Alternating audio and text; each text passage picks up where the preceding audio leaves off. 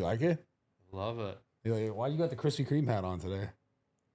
Just because I'm sort of like a health guy, like I'm a health nut, so I just like to, just represent, I guess. That's a health thing. For me, because I like, the stuff that people just see donuts like on the surface, but they don't realize the value in them, the nutrients, the wheat, the triticale, I thought maybe like the dopamine hit. Oh, that too. That's like kind of, even though people like live off of that high, and it's really actually detrimental. It is? Very. Yeah. Yikes. Yeah. Yeah. Whoa. Bro, so how long have you been in the industry, in entertainment? In entertainment, I guess I've been in, since the 80s. Different, dude, honestly, I feel like most, like the best movies were 80s. The 80s movies? Yeah. Like I feel what? like Hollywood was in its prime. Just overall. Like, I wouldn't say any specific movie. I just think when I think about movies now, it seems like, and maybe it's just because I'm an older guy, that it's just like they're just regurgitating the same sort of storylines that have been done before. Yeah. And not a unique way at all. No, it's just like redo and, remake, reprocess, retard, rebake, whatever, it's just the same thing over and over. What was your favorite thing you'd ever been in? Wow. I don't have an answer for that because every single movie you do is sort of like its own little diamond in the rough. So it's its own little adventure. And so I don't favor one over the other. I sort of I look at each one of them as a little piece of gold in my life, Which one was the most gold though? Same question, different format. I see what you're doing. Well then you had to have like let one me was like answer more it fun, more the fun. same way. Maybe what was the most fun to film? What I had the most fun on might have been Sorority Boys. Yeah. With where we had to dress up like girls, and it was just because the cast was so much fun. Like that was like an original like humiliation ritual, Hollywood humiliation ritual. What's that mean? It's like when they have you do stuff so they can hang stuff over you and be like, we made you do this, now do that. Not sure what you mean. Yeah. You know how like I guess I want to ask you your perspective of Hollywood, like before you got into it. Yeah. Was it what you thought it was going to be when you got into it? Yeah, pretty much. It was just, the concept of having fun, doing movies, getting to step into false realities and act out. And there was no real agenda except for, entertaining. Yeah. And having fun and creating characters and fulfilling scripts. And it was sort of a more innocent time. Do you think it's the same way now? No, I think it's more agenda driven and more political and more businessy, and it's not quite as fun and innocent as it used to be. I don't think. Not that there isn't still some good stuff put out, but I don't think it's as much as it used to be. Yeah, it definitely feels that way. Yeah, just even as a viewer. Yeah, you're just like, why is this in this movie? Why is this like political angle here? Why do we have to like see it? It's interesting. I think it's interesting. I'm with you on that one, my guy. You did was Half Baked? Yeah. Was Chappelle, right? Dave Chappelle. How was that? How was working with him? Dave it was interesting. He's sort of in his own zone. Was there with him, working with him, having laughs, but he's sort of kind of has one of those kind of, he's sort of looking beyond you a little bit, not in a mean way, but I think he's always thinking of other things ahead. Yeah. So you're sort of with them, but not with them in a way, Like you're not talking about when you're on set filming the concepts or filming the movie. You're saying just like in conversation.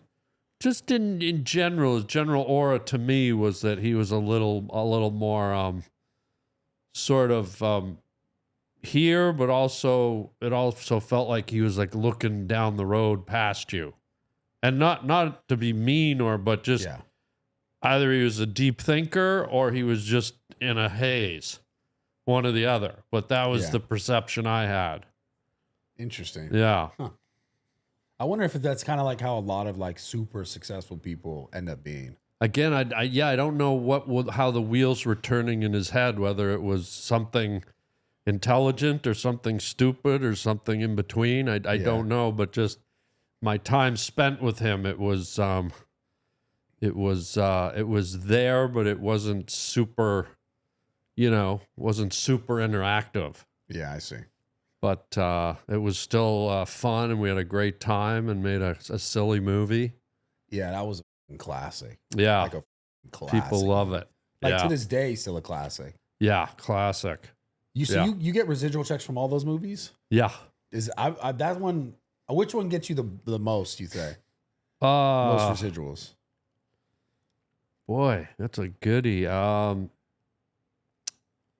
think maybe Something About Mary, because it was such a big hit. Huge.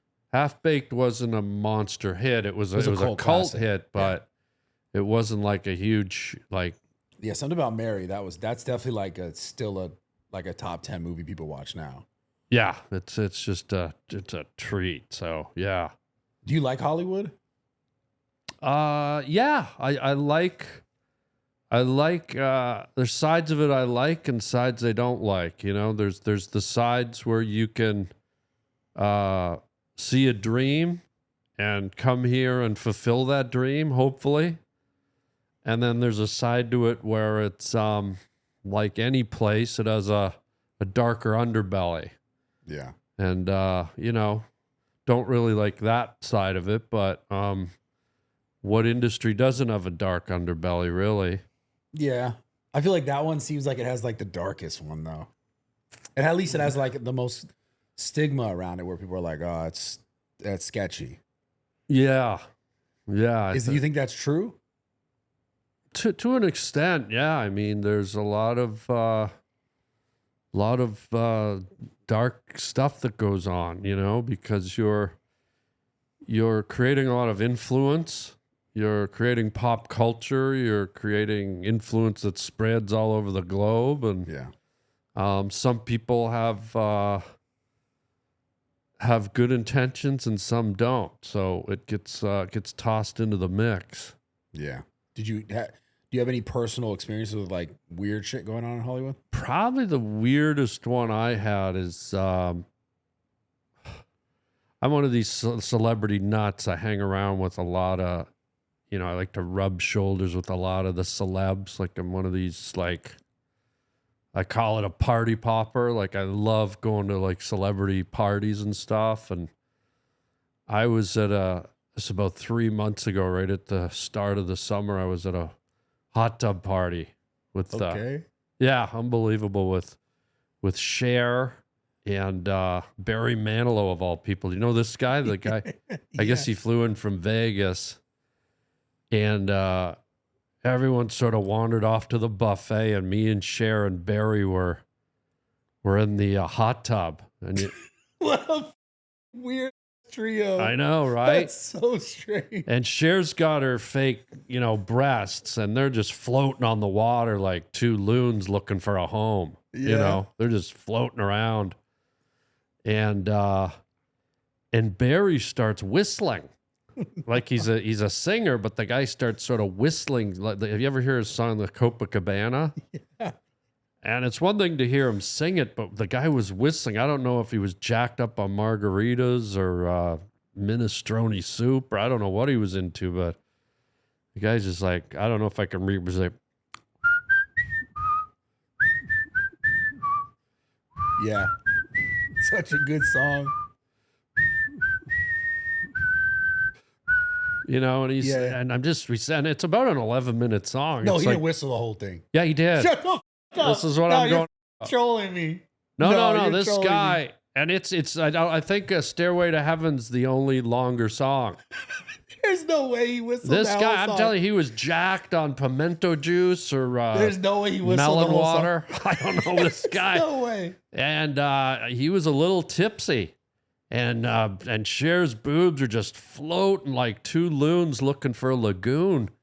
And, I'm just sitting there and I'm almost like, is this for real? And then, do you know Lizzo, this singer Lizzo? Yeah, the overweight one. Yeah, so, well, that's putting it kindly, but she's stumbling around with a plate of shrimp poppers. Have you seen these things? They're like deep fried shrimp. Yeah. She got them from the buffet table, and she sort of buckles under her own weight. And Wait. What do you mean she buckles under her own weight like her knee went out? Or no, something? she rolled her ankle. And she's got a pile of shrimp poppers about the size of a mini Mount Kilimanjaro. Yeah, like she was into hungry. it. She was hungry. And she rolled her ankle and just stumbled. Have you ever seen someone do a cannonball? Yeah. I'm not kidding. And you could see her coming. It was like, because she was over at the buffet table. Here's Manilow whistling Cabana. Cher's breasts are floating around like two canoes looking for a way home. And she rolls her ankle. Shrimp poppers coming down like a hailstorm now. There's no way this happened. Oh, I yeah, don't this believe you. happened. I don't believe you. You're Guy, fucking trolling she me. starts rolling. Do you remember Raiders of the Lost Ark when that giant boulder started? We're sitting in the hot tub, and she flies in, and Manilow flies out. No. Lands on You're his fucking back, trolling me. still whistling. Go. Unreal. Bro, shut the fuck up. There's no way that's a real story. Well, you can Google it. No, that's not on Google. Read it. What? That's who's your guy here, Damien? Yeah, Justin. Google Lizzo cannonballs Manilow. There's no way that's a real It's story. there. It should be there. Lizzo cannonballs Manilow, or Cher's hot tub loons. Look for that one. No, maybe. it says there's no public information connecting Lizzo with Cannon. Well, it was only 3 months ago. I told you that. There she is. See if that's it her. says Lizzo shrimp poppers her way into Cher's hot tub. None of that's there. Is that there? No, none of that's there. You just made that story up. Dude, I'm telling you. There's Look no for way. Manilow. You made that up on the Manilow spot. breaks spleen on Cher's cabana. No, I'm impressed that you made that up on the spot. That you decided to incorporate all those figures. Well, That was impressive. I'm just telling you what you asked me about a Hollywood story. No, there's no way. I want a real Hollywood story. That was you made that up. That was impressive. I will say. Well, That was very good. Sometimes Hollywood stories never get out, but I'm trying to share. Yeah, well, that's what I'm saying. If it was on TMZ, maybe. I It's guess. not. Yeah, it's not on there. Yeah. It's okay. I'm surprised. Huh. So before you got into Hollywood like movies, did you write comedy? I never wrote comedy. I just did it. I never write comedy down. Ever. I'm sort of against it. Yeah, I've never written down a joke.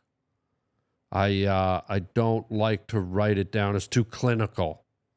Makes sense. So I just would conjure up jokes or premises or concepts in my head and bring them to the stage.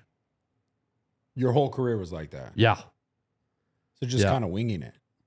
Winging it, but with a side of planned, Where's the planning side of it? Well, the planning side is that, I know I'm going to wing it. Yo, you're stop with me. That's No. just what I said. Wing, you just did it in reverse. Right, but then earlier you reversed it on me. Yeah, but it was I was trying to get the same. I was trying to get you to answer the same question in a different way. But I did a double rebound zop with camel backflip right back at you. I saw, but type of thing. It's different though. It is different. It is different. So you never actually planned any of your comedy. Even when you were in the movies, it was like you had a script though. Oh yeah, I always deliver the lines from the script. But a lot of my movies, I would either just go off based on my instinct, or directors would ask me to just go off. I see. Or I would go off without permission because my comedy instinct was like, you know what? I know there's something here. I gotta let it out and deal with the ramifications after. You improv most of your stuff. Not most of it, but a lot of it. I don't disrespect the script or the process or the material or the writers or the directors, because that's not a good thing to do. You're sort of ignoring what you're there for. But what I hope to do is maybe add something that benefits it, improves it, or supplements it in a way that it's something they never saw and they like it. And improving from the script. Not improving from the script, but just improving from instinct. Like reading a line, maybe the line's like, hey, are you going to the store? And something in my head goes, hey, are you going to the store, watermelon teeth? Or what, you know what I mean? Like, yeah. But like it just, like things will come and you can't say no to them. You can't deny them because your comedy voice is watermelon teeth. Just put it out, you know? Just have to say these words. You got to say it. Watermelon teeth. Yeah. Wow. Where'd that one come from? That's what I mean. That just You still thinking about Lizzo? Huh? You still thinking about Lizzo? Oh, God. That was so scary. You're lying about that, bro. You're lying. Well, You're lying. You're lying. But it was like you did have me in the first half. But when you brought Lizzo with the cannonball. The shrimp poppers. The shrimp popper and the cannonball and the She rolled like remember the big boulder in Raiders of the Lost Ark? Yeah. And Harrison Ford's running. And when she went down, she's a big girl. I'm not fat shaming her, but she's fat. Yeah, she's fat. I mean, I think I saw she was rolling. I saw a tramp stamp. It said Gigantor right above her. Right in the back Right there. above her ass crack. Yeah. And she was rolling and the paver stones were cracking underneath her. And all rolled up, she's almost the circumference of a good hot tub. The circumference of Cher's, I think, is about 12 feet around.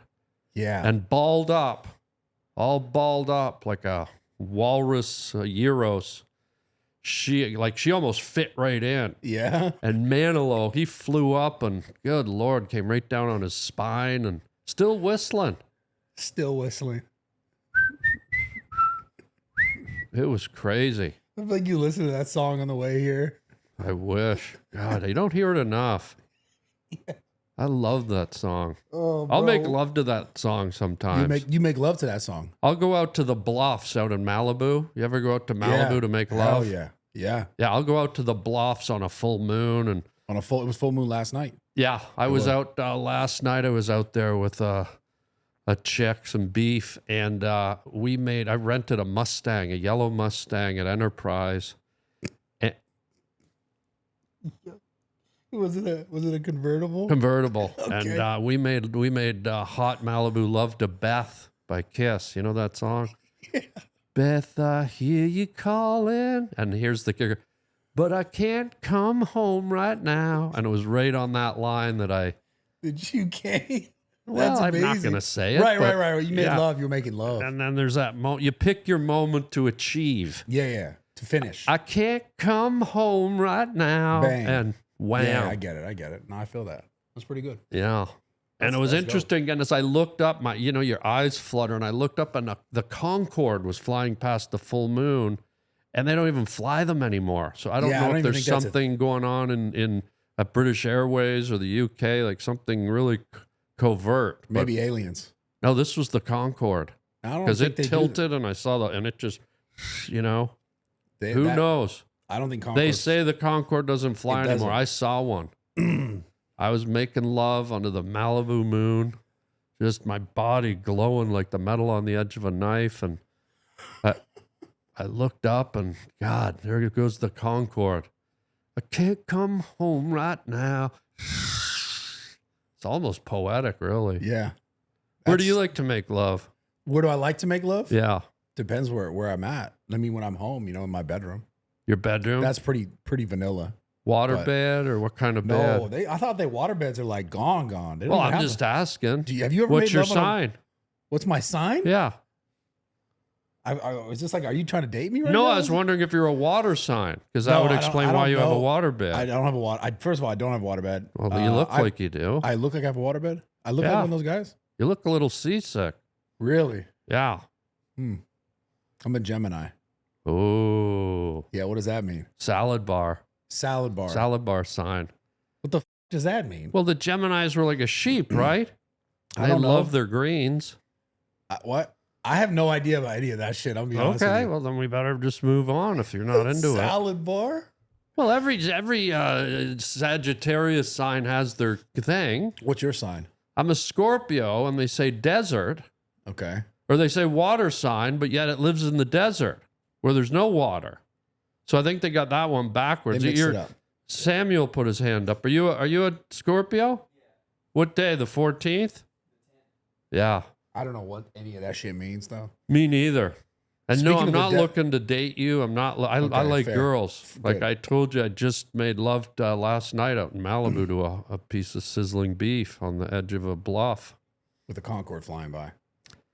You know what's interesting too? Like Go ahead. Tell me. no, just out in Malibu, you have so many celebrities. There's all kinds of Yeah.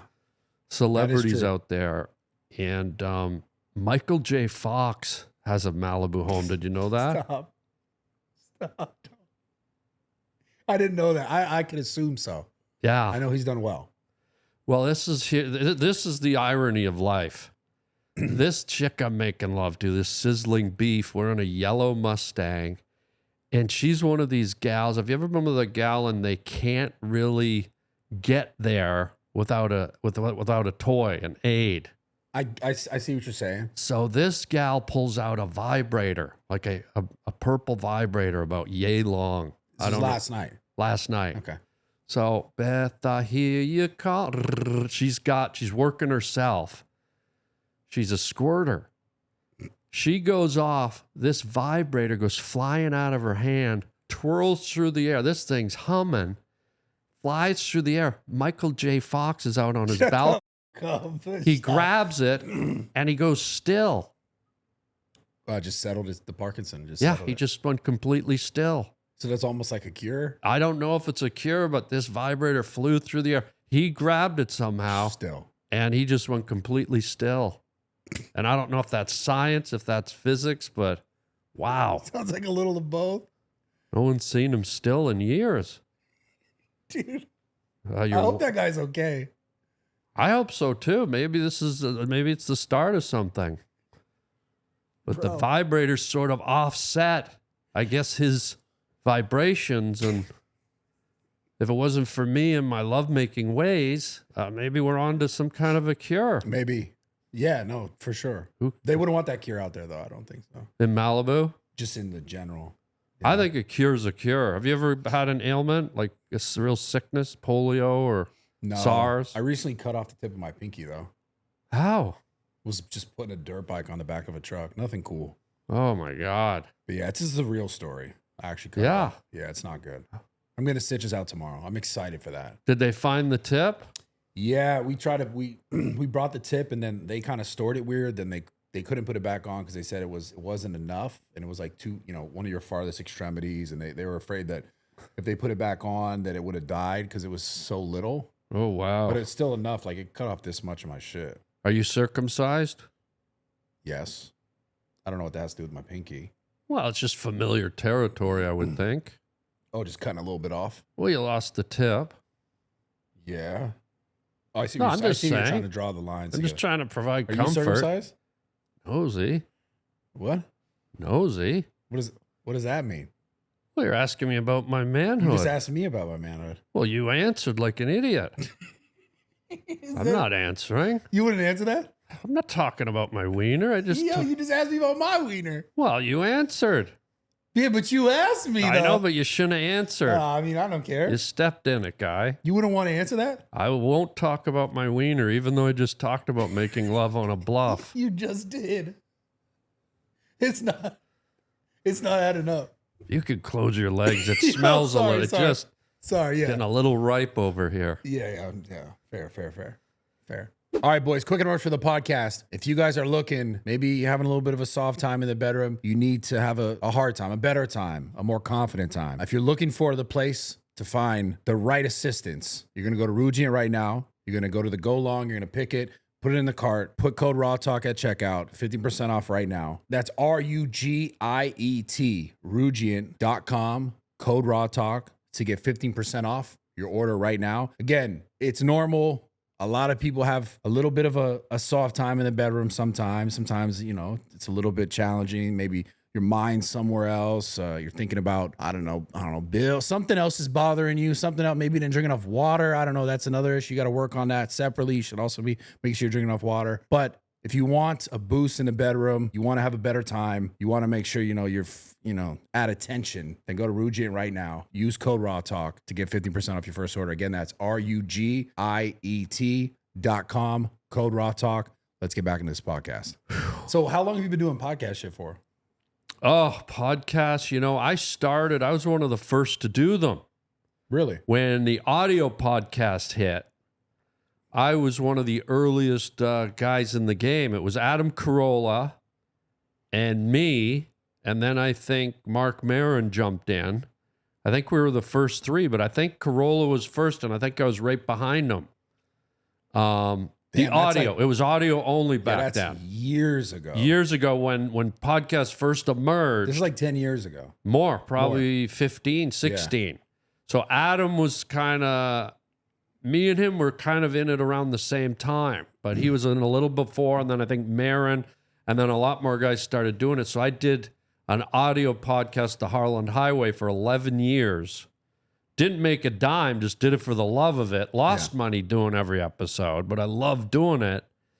And then I just burnt out. I hit 11 years, and I was doing it 3, 4, 5 days a week sometimes. And just talking about what? Just random shit? I had a library of characters. I had a whole bunch of characters, and I would literally phone myself on another line and interview myself as other characters.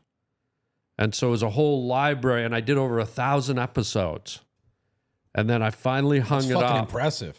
Yeah, I had a riot doing it. I had all these, I'd have George Michael would call in from the UK, and I had a crazy military guy, and Michael Jackson would call in. I'd do all these characters, and just I'd jump back and forth and do both voices. And I loved it, but it just sort of exhausted itself. And so I just stopped doing it for a while. And then friends of mine started inviting me on their YouTube, like Bobby Lee and Santino. And I started to see this new world of video podcasts like we're doing now. This is video, right? Yeah. Those are cameras? Cameras and right there. These are cameras. Those are cameras, yeah. We do audio and video. Holy God. Yeah. And so what I did is maybe I'll jump back in to the new realm of doing it on video. And I've always been a very visual guy because I've done stand-up and movies. And so this added a new element to my podcast, The Harland Highway. You got to run back the calls. Say what now? You have to run back the calls. You should do the calls again. I do them sometimes. Every now and then I'll attach one to the back end of I'll say, at the end, audio only portion, and I'll add a call here and there just because I love doing them. Yeah, super fun. So how do you create most of your comedy if it's just like improv, and you don't write things down? It just churns like inside of me. It's just like a nucleus that burns, and it's always there. Have you always been that way? And it just comes out whenever it wants. But have you always been like that sort of person your whole life? Yeah. Even as a kid? As a kid, yeah. They're like, oh, this guy's funny. Yeah. Not everyone thinks I'm funny, but some do. And so, it's just a thing that burns inside like a scientist burns science inside. Or like Lizzo being hungry. Oh, Lizzo. My God, have you met her? No. Oh. I'd love to interview her. You will. It'd be fun. Yeah. God. But so what I'm getting at is when you were younger, before you got into Hollywood, this is really my question. Okay. How did you find your way there? How did you find your way to Hollywood? My path to Hollywood was, it's going to sound cheesy, but it was sort of preordained. When I was a kid, I knew I was going to end up here. How did you know that? It just, my voices inside told me. Not in a pretentious way, not in an egotistical way. Just I used to skip school when I was a kid in grade. Well, when you were let's go back then though. You were a kid. What examples of Hollywood were there? Well, I grew up in Canada, so we were sort of removed from the American entertainment world outside of viewing it. It was, when you were a kid, you never ran into a celebrity or, there weren't as many Canadian celebrities, but definitely not in Canada. But I was entranced by the industry, and I used to sneak away from grade school. I'd go downtown and watch movies, and I'd sit there in the dark by myself, and this voice would go, "You're going to be up on that screen one day." And I didn't even know why I was hearing that. But I'd be sitting there watching these giant faces on the movie screen, and a voice would be like, "You're going to be up there one day." And I'm like, "No, I'm not. I'm a Canadian kid in the suburbs. I'm going to high school. I don't even know what I want to do with my life." But this voice was, "No, you're."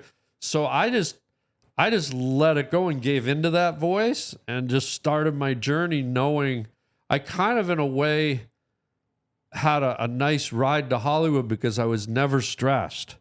Because that voice was always in me going, "You're going to do movies, you're going to have a sitcom, you're going to do commercials, you're going to do voiceovers, you're going to write, you're going to direct, you're going to do stand-up." Like it. So I never came to Hollywood like, "Oh my God." And even when I didn't get an audition, I went, "Oh, well, I know what's coming." And that sounds really like sort of egotistical, but it's not. It's really just this voice that still rides within me to this day. No, it's interesting because a lot of people that I speak to, like I've talked to many people who are like super successful in this space and even in, the entertainment outside of Hollywood. Yeah. Or just certain things that they were actually became like professional at, whether it be like sports, whatever. They all kind of have a similar mindset. Good. I like hearing that because sometimes I'm afraid to talk about it because it sounds a bit, high horse or conceited, but it's really not. It's just my experience. So I believe that other people hear it. I always just wonder, where does that come? Because I would say the same thing. I remember being young, being 16 and like having what I do now. I never did Hollywood. I did a few movies here or there because I was a trainer and I worked in like a space where it allowed me to be close, I guess, to sort of Hollywood people. And then I got invited to do little bits here or there, but I didn't do what you did. But my example of what I do today wasn't an example for me when I was a kid. Like when I was that age, when I was 16, there was no examples of like doing what I was going to do with my life. Yeah. So I didn't necessarily think, I'm going to be in Hollywood, but I always felt like there was more for me. I always had this idea that like, I'm going to be able to do more with my life. And I always found that interesting. I always wonder where do you think that comes from? I think it comes from up there, from a higher force, a higher energy. Do you believe in God, my guy? Yeah. Good. Well, then I think it comes from that. It comes from whatever your perception of God or higher force or higher purpose. If you allow the energy of life to beam into you and in a sense control you a little bit and lay down to it and let it guide you, I think it's beautiful when it talks to you and you listen. Yeah. I think it comes from that because there's no other way to construct it. It's not a chemical thing. It's not programmed into you. It's just the way a star is formed in the galaxy. Yeah. We are formed as bundles of energy and matter. And so whatever our composition is, that's got to be part of it. And it's not just exclusive to entertainment.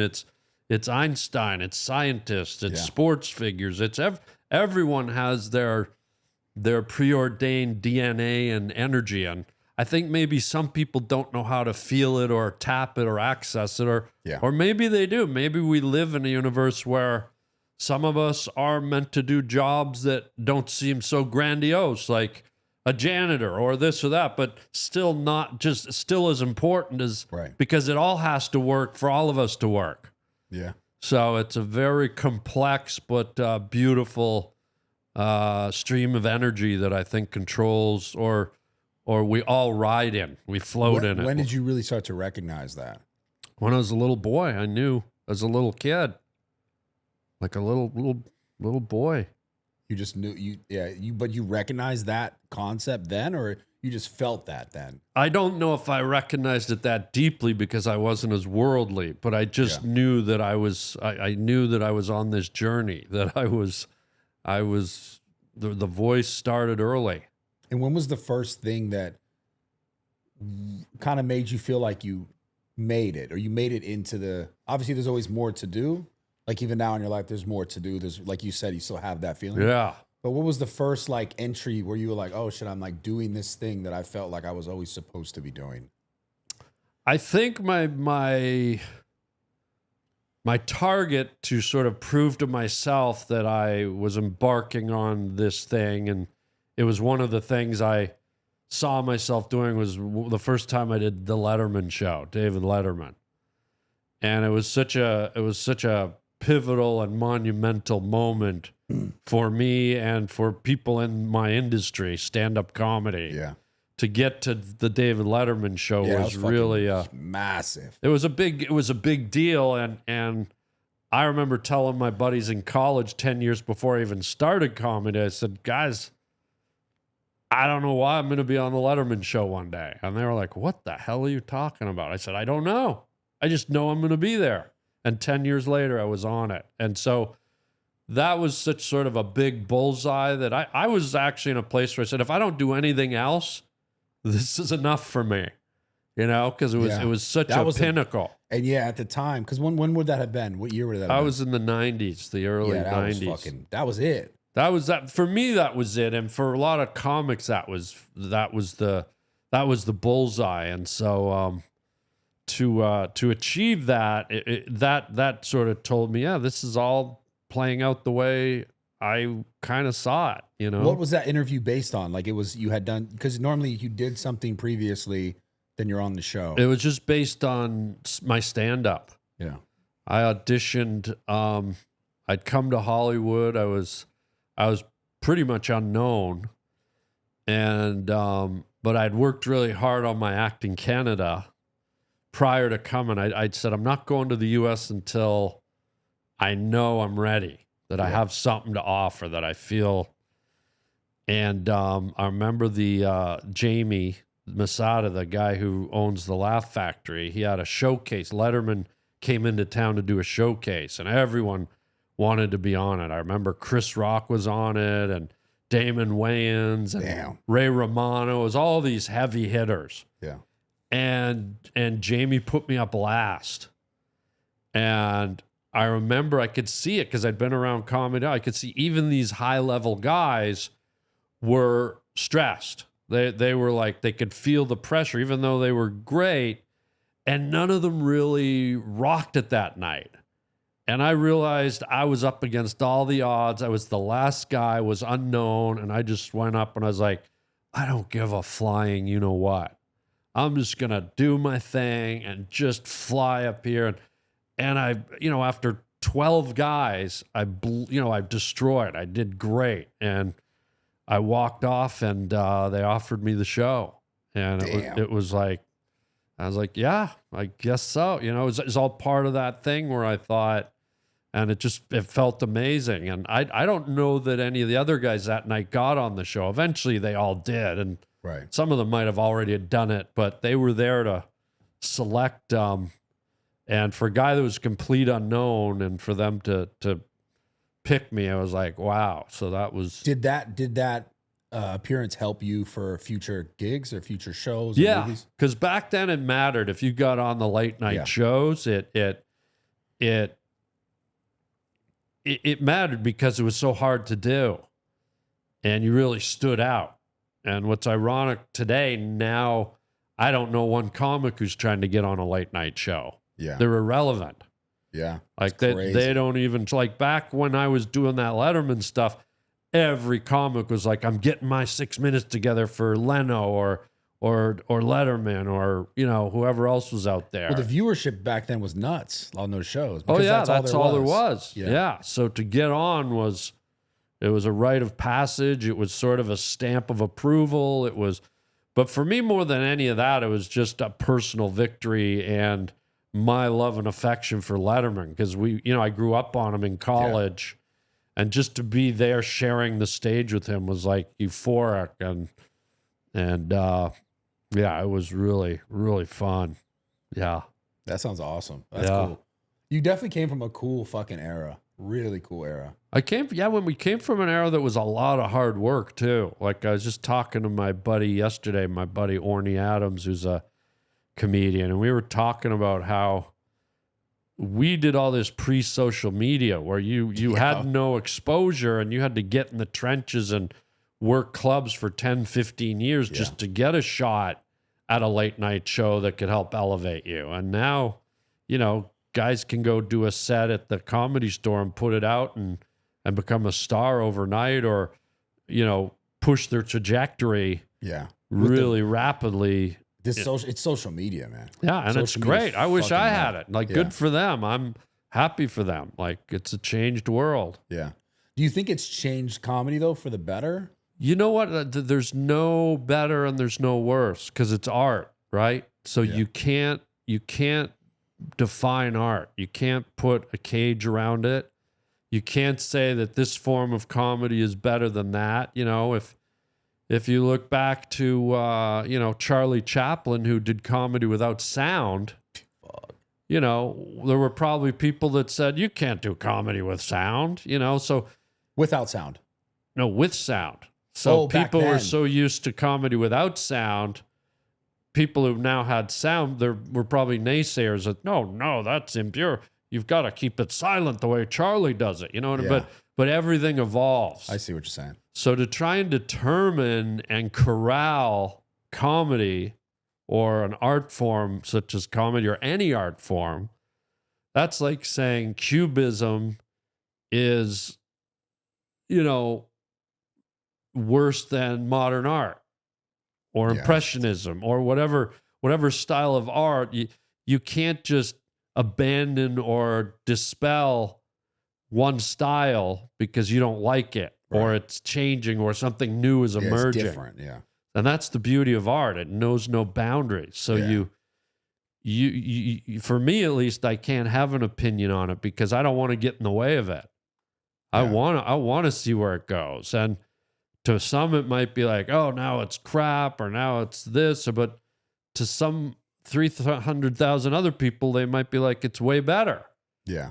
And it's for the future to decide, not us. So to try and hold on to the rodeo horse when it doesn't want to be held on to, what's the point? Let it go. Let it buck. Let's see what it wants to do. Yeah. Because it in a way takes us on its journey, right? Art, we think we control art, but art pulls us along with it because it's a wild thing. It has no fences. And so it's very beautiful to watch it go. And sometimes, we all have our artistic tastes and maybe we get disappointed or we don't approve of it or we don't like it, but let it go. It knows where to meander. And the beauty of art, it meanders into tributaries we didn't even know existed in our brains and in life. And so go with it because art shows us stuff we didn't even know existed within ourselves. So let it flow. Yeah. And don't try and wrangle it in. Like Lizzo with the shrimp poppers. Well, that was sort of art in a way too. If you could see Barry Manilow's pink body flipping through the air, almost like a dolphin doing twirls at SeaWorld and then landing on his spleen and his mouth cringing back and olive oil dribbling down on his giant. He has big brown areola eyes. I think he's the type. You've ever met Barry Manilow. Well, I don't think you wanted a dark Hollywood story, guy. If you don't want to, I can keep my mouth shut if you want. Oh man, who do you think has helped you the most in Hollywood? God. Yeah. Are you a big religious guy? No, I'm a big. I believe in a greater force.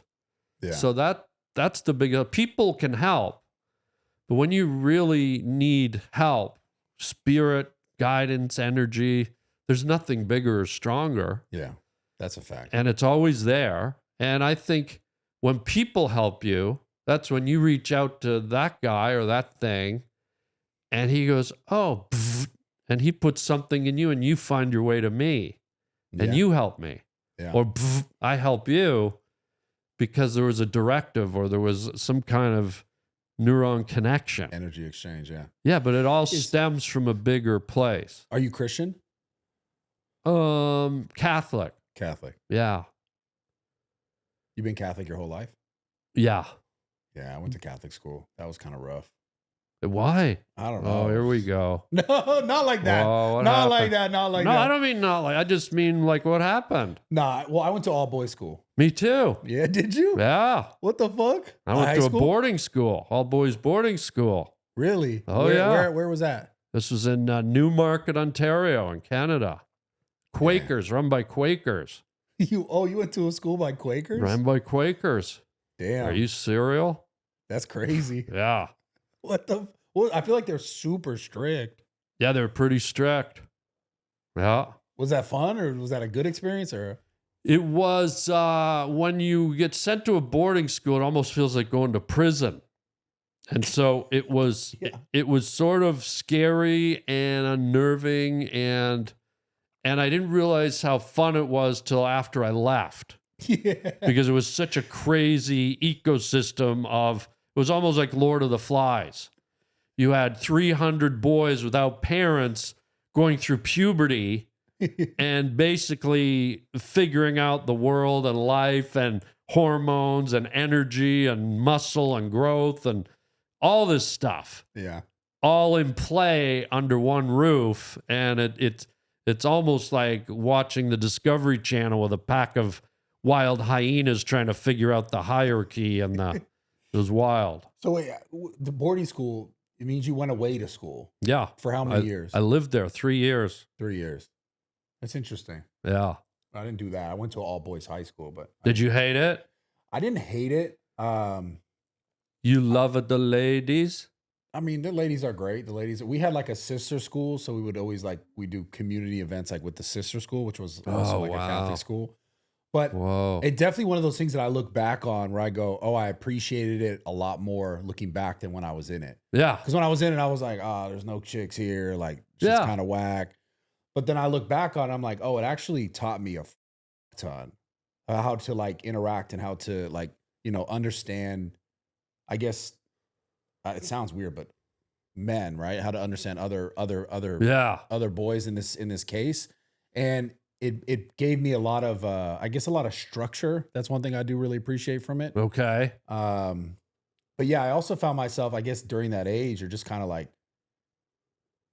because I was so structured and it was like this like religious based school, I kind of found myself wanting to fuck off a lot.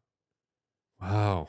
Because there was so much structure within it. Where like then I wanted to like do shit outside of school that was like probably not the best thing to be doing. You should have met my dad. Why? He would have told you to fuck off a lot. Yeah. Did your dad encourage your career your whole life? Or fuck off in a bad way, like you shouldn't do this shit? No, he was sort of confused by it. By your choices? Yeah. Because, you got to remember in the 80s, stand-up comedy wasn't common. Yeah. The comedy boom hit around 83. But, through the 50s, 60s, 70s, like, there was your odd stand-up comedian. You could probably name all 30 of them on one hand. But cut to the early 80s, and all of a sudden, every kid you knew was trying stand-up comedy almost. Yeah. But so he didn't come from that time. He thought teacher, doctor, lawyer. Yeah, the classic shit. Yeah. You thought you were going to be a bum, basically, probably, huh? No, he never like doubted me, but he was just confused by it. It wasn't a rational, conservative choice. Yeah. I don't think he doubted me or he never discouraged me. But I think he was worried. He goes, I don't think you can make a sustainable living being funny, telling jokes. Like, what do you mean a comedian? But he never said don't do it. I think it just threw him. Because he came from a world of more common career paths. So he probably just assumed that's what his kid would do. What does your mom think about it all? My mom's not with us anymore, but she was the same way, but I think it sort of excited her deep inside because she always had a bit of an entertainment streak in her. Maybe it's where you got it from. Maybe that part of it comes from her, yeah. So I think, And as she started to see it evolve and see me in movies, and I think it really, really excited her. What about friends and things as you were growing up and kind of sharing what you wanted to do? Were they like, yeah, you could do this, or like I didn't share with anyone. I kept it completely hidden. I'm one of these guys that believes when you ever hear of that theory where Native Americans, they don't like to have their picture taken because they say it takes part of their soul. Have you ever heard that? Yeah. Yeah, I have. So I used to say that about ideas. It's kind of true. And plans. Like if I have an idea, if I had this plan that I wanted to get up on stage and do stand-up, but I thought if I started telling everyone, it would dilute the energy. It would sparse out the energy, and then I wouldn't have the nucleus anymore. Yeah. So I kept it very close to the chest, and I let that sun burn, and I let it all come out when I stepped on stage for the first time. It makes sense. Because then you can't keep it secret. But, yeah. Or you can get that. I feel like, we spoke earlier about energy and all these things. You get that everyone else who hears about it put their sort of negative energy into it not happening because of the doubt that maybe they have with themselves and what they're capable of. Yeah, they could. I never listened to any voices. I always sort of pictured my target on the horizon and people coming in on all sides, the good and the bad, and in between. And almost like when Moses parted the Red Sea. Remember when the water moved? Yeah. But it was the opposite for me. I pictured going through the dead land to the horizon and people coming in on all sides. Do this, do that, don't do that. That's not going to work. And I just said, I just got to plow right through. I have to get to my destination. I know where it is. It's there. And I knew all these voices would come in, but whether it was good advice, bad advice, I knew like I had to just keep motoring. What were your biggest mishaps, like biggest mistakes in trying to get there? There were some mistakes where I had some really good opportunities, and I thought that Hollywood sort of had a tier system where, hey, he did commercials. Now we know he can do commercials. Hey, he did a sitcom. Now we know he can do sitcoms. Hey, he did a movie. Now we know he can do a movie. So now we just have to give him stuff. Like we know he can do it. He's done it. He's shown us. So I kind of got to these different plateaus, and then stuff started coming in like, feature movies to star in, and I started saying no to stuff because I thought, oh, I'm here. They know I can do it. So I'm in my early 30s. I'm going to just keep doing it till I'm in my 70s, or you know what I mean? Yeah. But then I realized that's not how it works. Like when the stuff starts coming, you gotta grab onto the stuff and make it materialize. So there's a few things that went by the way that I was like, oh, I shouldn't have done that, But I never look at what I don't have. I look at what I've done and what I've achieved. And I think we all have missteps, but I don't hang on to them. Yeah. They don't do you no good. So what opportunities were the ones that you think you missed out on? One of the ones is when I was sort of the hot guy in town. They were sort of, touting me as the next Jim Carrey for a little while. Not my words, theirs. Right. And Disney offered me like a 3-picture deal for me to star in my own movies, like 3 in a row. But I was getting offers from all these other studios, like Orion and Paramount and Fox. Like everyone wanted to give me a movie. New Line was talking to me. So I said no. I didn't really say it. My manager's advice really was, hey, let's say no to that. We got all, but I realized in retrospect I should have taken something like that because it was such a once in a lifetime. I still went on to do numerous movies for Disney, but that would have been a solid chunk of 3 in a row that would have been really a even bigger career builder. But I'm not sour about it. I think there's a reason for everything, and it certainly didn't get in the way of me doing other things, but that would have been a biggie that I wish I didn't say no to that looking back. But that's fair. Who wouldn't? Who wouldn't have said no, or who would No, who wouldn't look back and go, damn, I should have done that. Yeah, Disney's huge. Yeah, just that it was 3 movies, and but everyone in entertainment has those stories. So yeah. Now, if I'd never done anything with my career, I'd be like, what an idiot. What? Oh, but the fact that, even say no to that, things just worked out. It's all okay, you know? Yeah. So what do you have the most fun doing? I know we kind of said this earlier, but I guess now, what do you have the most fun doing? Now? Like, do you need to work? Do you have to work? No, I could have retired like a long time ago. Yeah. But that's the thing when you say the word work, it's never been work to me. Yeah. It's always just been fun. I relate to that. Technically, it's a lot of work to sit down and write a script. Yeah. Technically, it's a lot of work to direct a movie or act in a movie or tour and do stand-up, but that's technically, but in reality, it's fun stuff, you know? I'm not slinging weed. I'm not sweeping floors. I'm doing stuff that creatively I enjoy. Yeah. Yeah. Just beautiful. Yeah, it's great. It's a good life, man. It's a good life. What do you do with your free time? That's it. My free time is my work. You made it then. You won.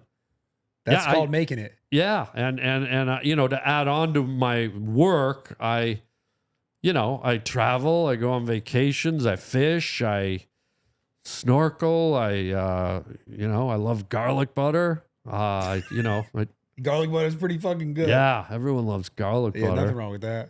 And what other hobbies you got? I play racquetball 3-4 times a week.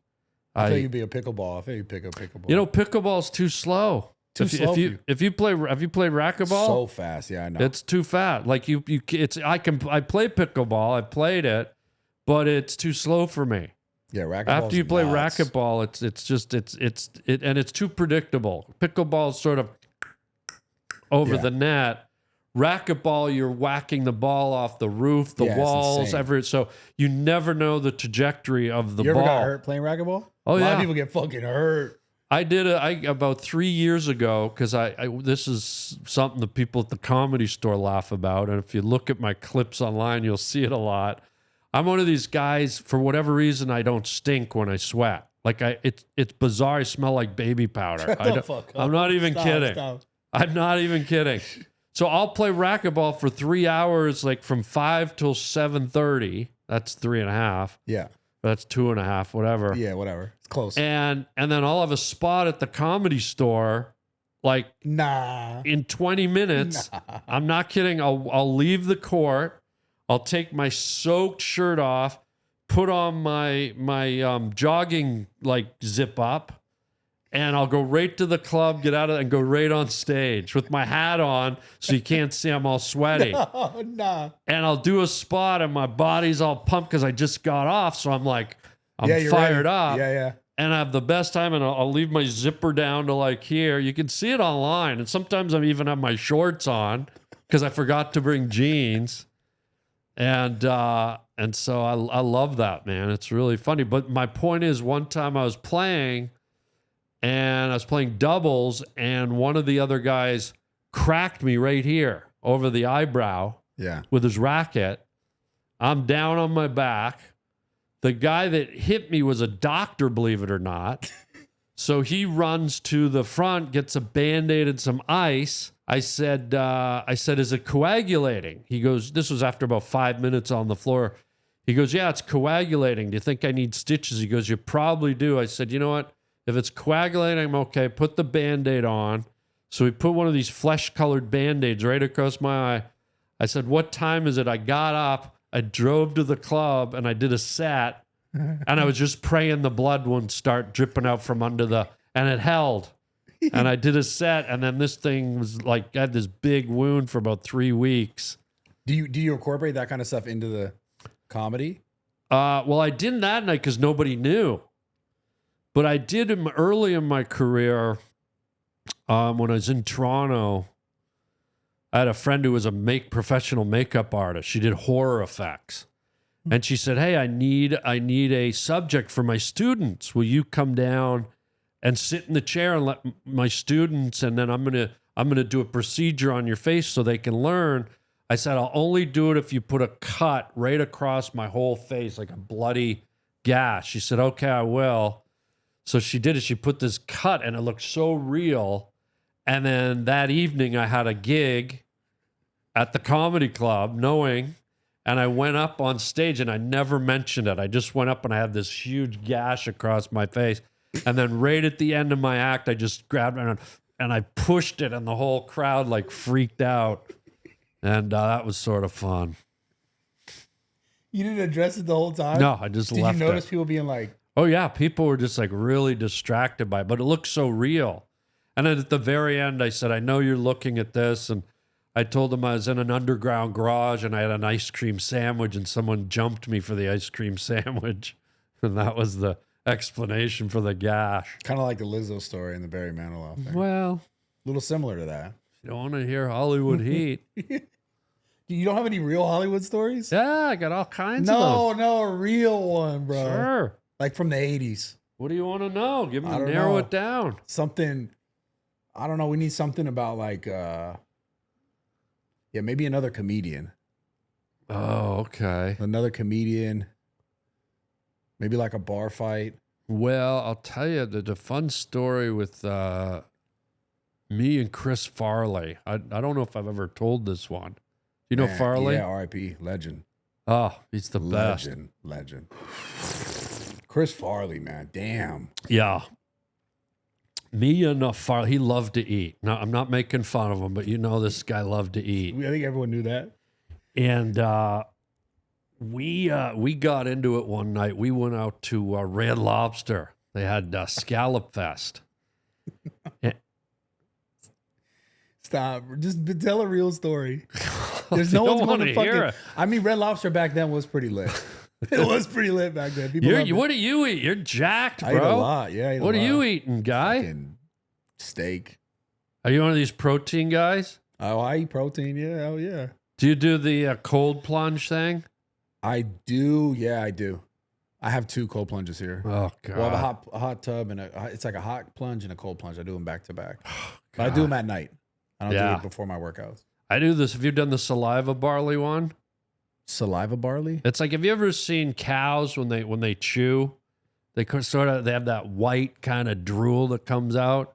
Yeah. There's a guy out of Wisconsin and he bags his stuff up, and saliva is full of enzymes. Like, you know that, right? You're a health guy. It's like full of enzymes. They fight bacteria. They got all kinds of antibiotics in them.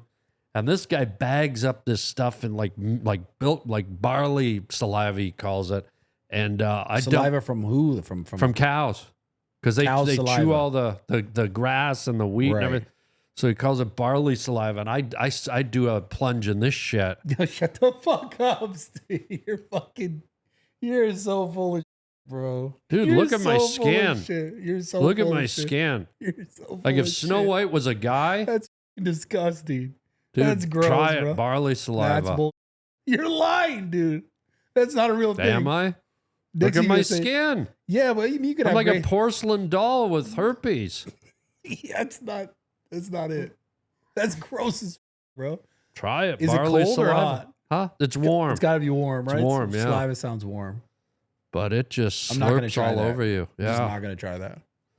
So go back to the Farley story. The saliva, the barley? No, the Chris Farley, not the barley. Oh, well, it sounds like you're not interested in that one. I want to talk about health. Do you really? Well, to look at you. Yeah, what do you want to talk about? What questions do you have? Well, what do you eat to stave off like illness and sickness and stuff? Because you're a prime specimen. Steak. But I mean supplements. Do you do vitamins and all Vitamin D, creatine. Yeah. What's creatine? Creatine. Sounds like one of the Avengers. Really? Who the hell's creatine? Creatine is mostly found in red meat. Oh, yeah. So you're just getting that. Do you eat it concentrated or do you like a powder form? Oh wow! Yeah. A lot of studies on creatine. Do you pop a lot of pill? Like, do you have one of those little pill bottles? And you do not. Yeah. How many a day? Maybe like 12. I don't think that's healthy. You don't think so? I'm not a health expert. Can I sort of steer you towards my regimen? Yeah, please tell me. Give us your health Well, if you want to put all those pills and narrow it down to one, and I think you're going to appreciate this, when you're taking vitamins, you're taking creatine, you're taking absorbine 7, you're taking thalidomide, you're taking all these things, And it's a concoction. It's a cocktail of pills. I don't think it's healthy. The body produces a lot of what it needs. But when you really get sick, what do you take? If you've got an infection, even an STD, what are you popping? For viral stuff, like oregano is really good. No. It starts with a P. Like to really knock it out. Starts with a P? Like an infection, like a penicillin. Yeah, penicillin, but you don't just penicillin clears up everything. Yeah, but you don't just take that randomly. I do. No, you shouldn't be doing that. Well, I do. Just randomly on a week? Well, like no, I have one of these Hollywood doctors that gets me pills. And I do a lot of charities. Okay. I have a lot of celebrity fans. I get into their charities. And so I'll just call him my Dr. Penicillin. And this guy, what he does is he'll get me the penicillin and I just pop this. And you don't need vitamins. I mean, it keeps you healthy as all hell. I think it's bad. I think it's bad to do it all the time. Because the efficacy of it over time, if you just take it all the time, it's not. It goes I rarely ever get sick. And what I do is, for convenience sake, I don't know if you carry a man bag, but I put it in Pez. Have you ever seen these Pez things? Pez dispensers, yeah. You pull Popeye's head back or Scooby-Doo and just pop a penicillin. And boy, oh boy. Penicillin like a couple times a week, every morning. I'll pop like Jughead's head back and right in I don't think it's how you take antibiotics. No, but I do. And I'm telling you, I mean, look at my skin. Yeah. Look at my epidermis. Yeah. And also, by the way, the Pez candies, people with tracheotomies love these. It's their favorite candy because... Tracheotomy? Well, you know the people with the holes in their throat? Yeah. They love Pez because... when you bend Scooby-Doo's head back, a candy pops out, and it almost looks like it's coming out of his trach. Like if they went like this, like a candy would pop out. Right. But then the people with tracheotomies love to reverse it because if you bend, like, let's say, Tweety Bird's head back, the pill pops right into your hole. It's almost like a tracheotomy. Pez candy was almost made for tracheotomy. It's like people. Relatable. Yeah, it's relatable. But going back to these, getting my penicillin from Dr. Penicillin, I set him up. He loves celebrities, so I set him up with all these Hollywood charities. And about 3 months ago, he gave me a whole bag of penicillin, but I got him into Cher and Dolly Parton and Donny Osmond have a charity called Pets for Pedos. I don't think that's real. And no, it's they get these rescue dogs, and you know, pedophiles, they're very touchy. Okay, go. And they feel like they can stave off the assaults, the pedophilia, if only the pedophilians had something they could sort of touch and it's like almost like a use their medicine. fingers, right? Okay. And so at Cher and Dolly Parton, Donny Osmond's Pet for Pedos charity, I got him in, and you know, you can picture a pedo rubbing down a wiener dog or a dosh hound or a border collie, you know, some sick pimple-faced pedo, like, you know, giving a little neck rub to a Saint Bernard or whatever. It's like gays who get his weird fix. Yeah, it's sort of like diffuses their energy, so they're not going after the youngins. They're doing their creepy crawlies, let's say on the back of a Russian Ridgeback. Yeah. Okay. Well, it's not my thing. I'd rather hang them up and kill them. But if you can help them, maybe, I don't know, if you can save a child. Yeah, fair. To have a pedo, give a neck massage to a Schreinerreiner or whatever they're called. Yeah. Or a labradoodle gets an rub from a third degree creep. Yeah. But anyway, so this guy gets me all the penicillin, and sometimes I'll harvest my own. Like I'll leave a yogurt out in the fridge for a few weeks, or some cheese dip, or some. Have you ever been to Panda Express? The honey walnut shrimp. I've got it down to a science. Love it. If you leave it out for 3.5 weeks with a radish on the side, you'll get a nice green mold. And I'll just, sometimes when Doc's not in town, Doc Penicillin, I'll make my own mold. Because you know penicillin's a derivative of mold. Yeah. You know the science. Why am I telling you? Wait, pull this out? Yeah. Hold on. You know the penicillin came from mold. Created? I don't know exactly. Well, I'm here to tell you, guy. You didn't believe me about Lizzo or Manilow, but Penicillin came as a byproduct of mold. Yeah, the fermentation. And so you can really get healthy creating mold in your own fridge and using it as a dip during the football games. I don't know if that's how it works, like exactly though. There's like there's a step between there. Well, look at my skin. Yeah, I see it. I mean, if you want to touch it, I don't know. I know we both went to an all boys school, and I don't know. I'd love to feel your nub on my skin. Yeah, no, I don't. Would you mind just touching me with your nub there? Just I've never been nubbed. Just feel the skin and maybe you'll believe me. This one? Yeah. But this one is not. It's not I know, but I'll feel it. You won't. Oh God. How do you? Is that like being molested by the mummy? Yeah, it is. Wow. That's exactly how that felt, huh? Wow. But anyways, take it or leave it. I'm just telling you, Doc Penicillin if you ever want his number. You shouldn't take penicillin all the time. Look at my skin. But are you into fitness stuff or what? Yeah. Actually? Yeah. Look at me.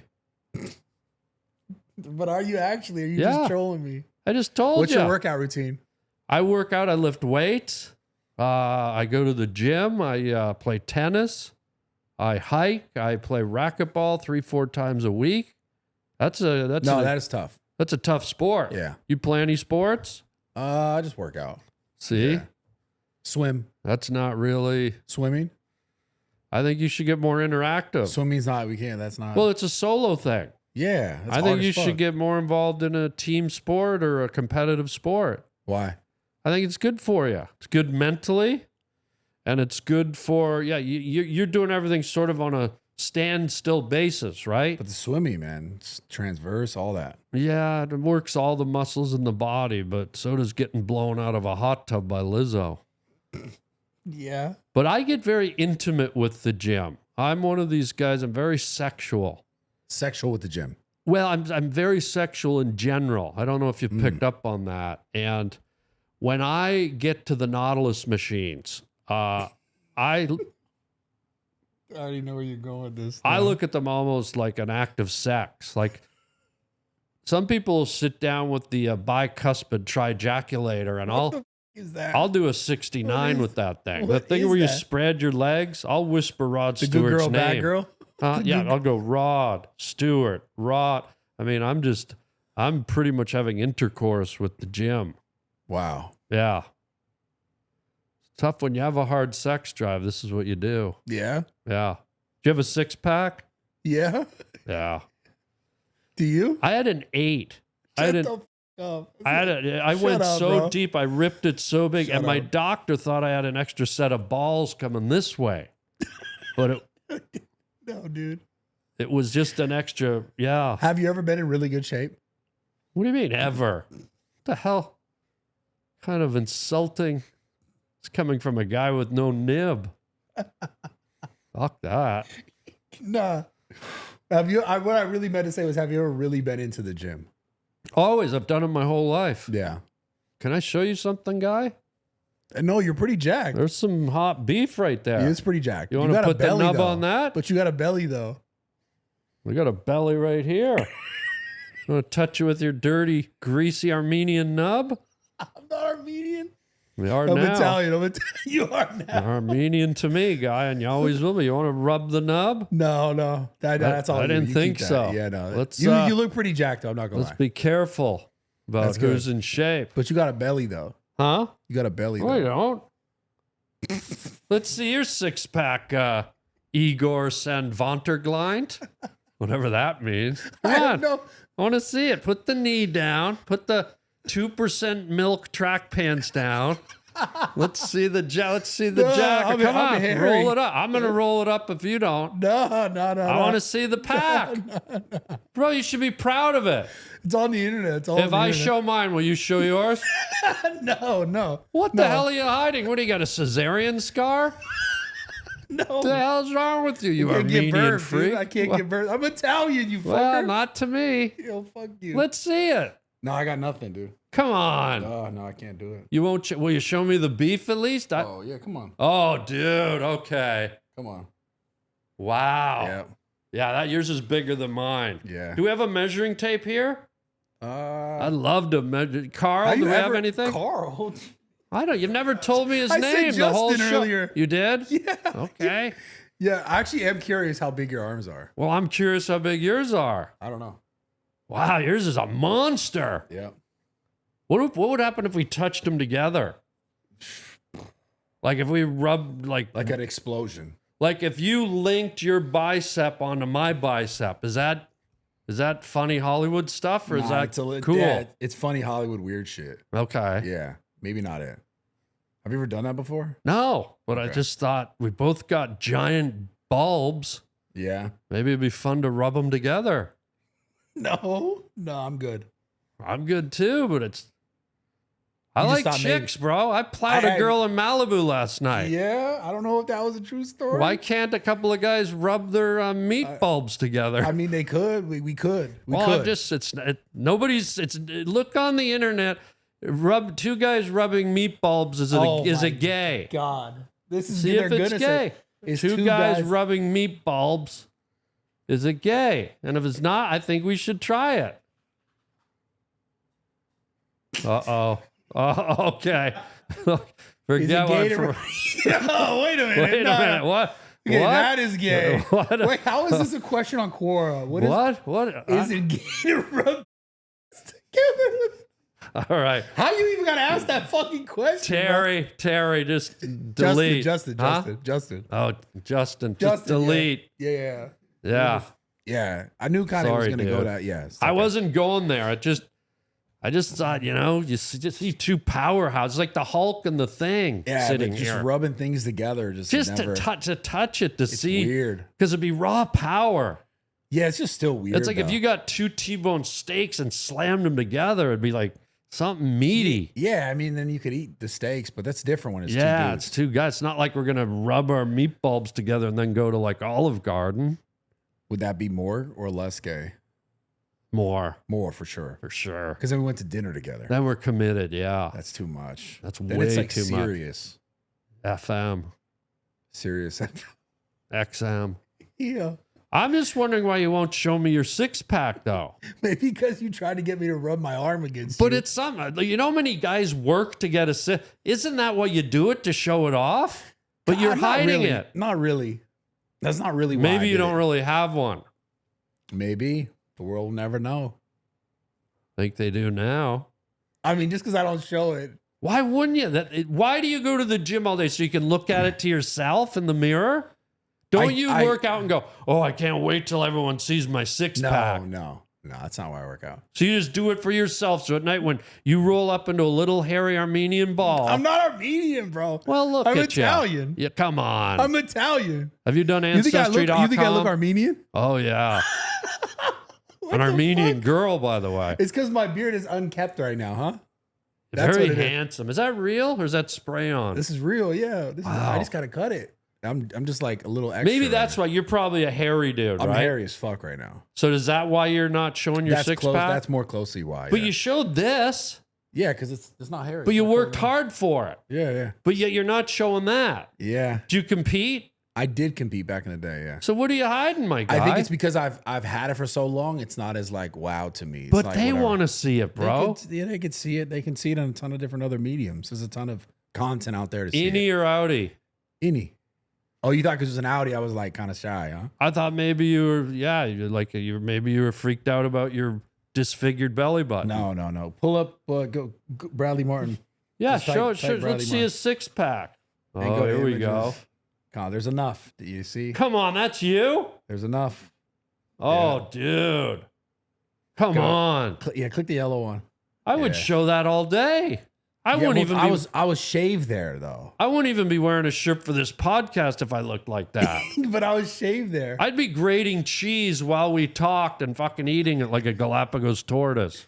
I think once you had it for so long, it's not as like But they want to see it. I'd be making coleslaw right now if I were you. coleslaw. Yeah, it's like a grater. You make coleslaw? Oh, I guess you do make it on a grate. I guess you could. I would just cut it up. Dude, good for you. That's hard work. Yeah. Years. A lot of years. Unbelievable. Yeah, you never had a phase like that? 1, 2, 3, 4. 1, 2, 3, 4. 6, huh? Yeah. See, I had two lower ones, right right below You the were belly even more, button. like even more. I had 8. Yeah, I had 2 more down. Wow. And what I used to do is I used to dribble. Can we pull up a picture of that?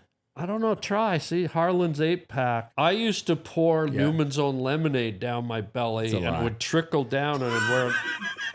It just pulls up an 8-pack. Yeah, that's it. There it is. Just an 8-pack of fucking high nudes. Yeah, there it is. Harland's Harland full 8-pack. Seltzer. Oh, the 7-minute abs from Something About Mary. God, that was such a good movie. That's my most notorious thing to do with abs is that. God damn, bro. Such a classic. Oh, yeah. Oh, my God. Yeah, that fucking scene. Where you did that scene. That's from Dumb and Dumber. Bro, holy shit. It's my childhood. There you go, That's one of my favorite movies. See? Damn. What a scene, man. What is that like? You still get residuals for that? Yeah. It's not a lot. It's not like I'm getting hundreds of that. You get like, here's $400 here and $300 there. Yeah. But, you know. That's so cool. Sometimes I'll get a residual for not kidding for like 3 cents or 1 cent from things I've done. Because now they've put it into this whole streaming thing and it's like based on that kind of stuff. Well, it's also based on how often it's viewed. Right. So the older something gets in time, the less it's watched. So you only get, you know, if something was watched as much today as it was back then, I'd still get big residuals. Yeah. So it's all about the decline of viewership. I feel like that movie, people still watch it, though. That shit's like iconic. Like Dumb and Dumber is one of the fucking... It's one of the biggest movies classic. Ever. Yeah. No, I still get some residuals from that. That's cool. Thanks, bro. Thanks. What was your favorite role? You already asked me that. Remember I told you they're all... But you said, but you didn't really give me a good answer. I gave a great answer. You gave me like a philosophical, like... I think it was maybe one of the best answers it was a good answer. Lousy podcast has ever had. You. I just wanted you to be like Dumb and Dumber. Well, see, I love them all. They're all my children, right? Like, I love all of them, and I feel blessed that I got to even be in one movie. Yeah. And the fact that I think I've done almost 50 over my career. That's cool. It's just, so they're all my little darlings, because each one offered, even the bad ones, there were moments where it's like, wow, look where I am. I'm on a beach in Costa Rica. I'm in the mountains in Switzerland. You know, it's just, it's too good. So it is really cool though. Yeah. You've done a lot of cool shit for sure. I think Rocketman, because it was my first big starring movie, was maybe has a little extra special spot in my heart because it was my first shot at being the lead in a movie. Right. And it was a big Disney movie and it was really fun and they let me have a lot of control over it. So I think that maybe if anything has an edge over anything else, it's that. Movies like that, when you're like a lead, you get bigger residuals? Not necessarily, but you get a bigger paycheck at the beginning. At the beginning, right. I think what you're probably thinking is guys like Jim Carrey, they don't get a bigger residual, but if you're a bigger star, like Jim for the Riddler and Batman, I think he was able to work out a back-end deal where he got points for the movie, he got points for the merchandise, he got... Yeah. So it's not a residual, but it's a monetary stream that gets added because he's such a big name. Yeah. So as you get bigger in the industry, you can start to add those things into your contracts. Yeah. I never got to that place, but I'm just grateful that you can do it, you know? Yeah, for sure. Jim's interesting. He got to an interesting place after Hollywood, I feel like. Have you seen some of his interviews, the things he talks about when he references Hollywood? Yeah, he's still in Hollywood, but he's gone through a real trajectory of fame and fortune and relationships and money and power and philosophy. And Hollywood's really taken him for a ride, or he's taken it for a ride, or a combination of both. But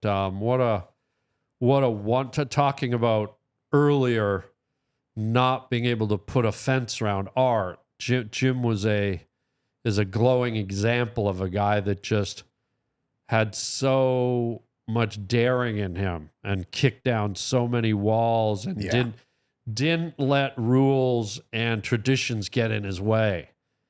And I was fortunate enough to be with him many times and work with him and do a movie with him and see that in action and watch him really push art the way I was referencing it earlier. And that's the legacy of Jim outside of all his work that's on film. It's just he's a true real artist. Legendary. Yeah, for sure. Yeah, innovator. Yeah, fearless. Yeah, that guy just didn't give a. It seemed like. Yeah, I mean he gave a on some level, but when it came to going for it and pushing new horizons, he's just like, let's go. And it was great to see. It was just great to see. When you would do so, even you spoke about like kind of just sort of winging sort of roles, obviously not impeding or stepping on what directors or the script would say. Would you get pushback for doing stuff like that? I only got it on one movie. I was sort of deeper into my career, and I was sort of known for adding and improvising. And a lot of directors at this point would ask me to do it. They'd say, hey, do another take. Just do that thing you do. Yeah. And I did a movie called The Whole Nine Yards with Bruce Willis and Matthew Perry and this kind of older British director. And we were shooting a scene. I was doing a scene with Rosanna Arquette, and we'd done a few takes. And then I was like, okay, now I'm going to do what I always do. I'm going to do the take again, but now I'm going to let my spirit animal kind of bring out. And I just let some stuff go. And in my mind, I was like, thank you. Like I knew intrinsically, I knew just from what I always do that I think it was probably really good and would have worked. But for some reason, he just came up to me and goes, Harland, let's not do that. Let's stop that. Like he sort of like got angry with me and sort of like was not super nice about how he asked me to stop doing it. And I didn't like it, but I also went, you know what? He's the director. This is his movie. This is his piece. I don't like that he shut me down in that way, but it's his, it's not mine. So I totally let him, I totally listened to him. And I guess in my heart, I was like, man, too bad you're close to that, because I think I might've just given you a nugget, but maybe not. I don't know. But yeah, I see. He was the only one that really ever kind of shut me down. Yeah. But I respect his position enough to get it. If he doesn't want it, then he shouldn't have to have it. Yeah. And two other people you mentioned, Matt Perry, R.I.P. Yeah. Weird sort of Hollywood, I guess, like drug sort of shit. But and also Bruce Willis, man. Like, have you seen what's happened?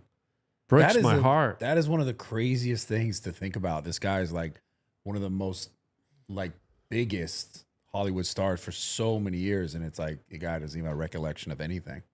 It's nuts to see. As a guy that worked with him and got to be right there with him, hanging with him and partying with him and working with him. And I will say that, I worked with a lot of big stars, a lot of big names, but Bruce really had the aura of movie star around, like big time movie, like A-lister. Like, I worked with a lot of the other big ones, but he had this extra sort of charisma, sexuality, energy.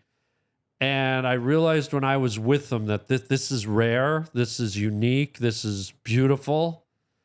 And to see it at play, to see him doing it while we were working and while we were socializing and while we were just sitting around. Just chilling, yeah. Like it was just omnipresent on him. Whether he was trying to do it or not, I'll never know, but I think it was just there. And I think that's why he became what he became. And then suddenly, so quickly to see illness sort of dim that light. And I don't want to say that in a mean way, like he's not that radiant anymore, but his faculties have been turned down by whatever. As a guy who was close to him and to feel it it really resonates, and it makes me very sad. Yeah. Yeah. Life, man. The way But things thank goes. God he had his moment to shed that light on all of us and the world, and it'll be captured in perpetuity, and really a really nice, wonderful guy, that I remember. I hate to see that happen like that, go that way. Yeah. Yeah, I mean, he left fucking gems, man. Some amazing movies. Yeah. Fifth Element, one of my all-time favorite movies. The Fifth Element. Oh my God. Yeah, bro. very One of my interesting all-time favorite movie. movies. Yeah. Just that's just nuts to think that like you just one day it's like, I mean that's like, I'm obviously not trying to sound like in a weird way, but it's kind of like death. If you get to that point where it just kind of turns off, Yeah. you have no recollection. I mean, it's essentially that, which is very sad. Obviously, death is an inevitable part, but Yeah, it's every day is a damn blessing, and it's just to see that just happen so quickly. That's why we got to get our 6-packs out and wiggle them around and say fuck it and Yeah. show them off. Show it off. Oh God. Well, bro, it's been a pleasure. You're a lot cooler. I didn't know you were gonna be like this. Oh wow. Yeah, I didn't know at all what to expect. What'd you think you're gonna expect? I don't know. I had no idea what to expect. I didn't either, because we've never met. No, first time. The vibes are good. Olive Garden. Can we rub meat muscles together? If we have to. Well, that's a you thing, not me. You want to do You it. asked just now. I already asked once. I figured that's where we were going if we were going to go to Olive Garden. No, I just want some clams. I like the bread. Okay, we don't have to touch. Okay, we can do it. Let's do it. Let's do it. I'm Okay. down. And then, Thanks, Bill, thank Broly. you for coming on for real. Thank you. And then I want to come do your podcast. Yeah, will you? Yeah, absolutely. Oh, I'd love that. And then it'll be even better podcast after the Olive Garden experience. We can share that. Oh yeah, We'll share that. we could talk about that. Yeah, it'll be good. We won't tell all the. Will you show your 6-pack on my podcast? I can't. It's not my contract. You can't? I can't. Okay, because I don't want to ask. Yeah. I don't want you to come all the way to my studio and then I embarrass you. But if I already know, then I won't waste time. Yeah. Okay, no 6-pack. No 6-pack. No 6-pack on the Harland Highway. No 6-pack on the Harland Highway. Okay. We'll figure something else out. Maybe another one of these. I don't know. Maybe 2. Fuck it. Oh, wow. The double bubble. The double bicep, you Yeah. fucking weirdo. Yeah. Yo, pleasure, bro. You're awesome. Buddy, power pound Yes, sir. it. Thanks for coming on. Thank you. Where can they find you if they're interested in watching? Please check out my podcast, The Harland Highway, on YouTube. Yep. We do a new episode every Tuesday. And then I am doing a stand-up tour across the country the rest of this year and next year. So go to harlandwilliams.com. Yeah. And coming soon, watch for my new movie that I wrote and directed called Wingman. Hopefully out within the next few months. So we'll keep you posted on that. Nice. Cool. It was a pleasure, brother. Pleasure. Thank you. Thank you so much. Thank you. Larry, thank you.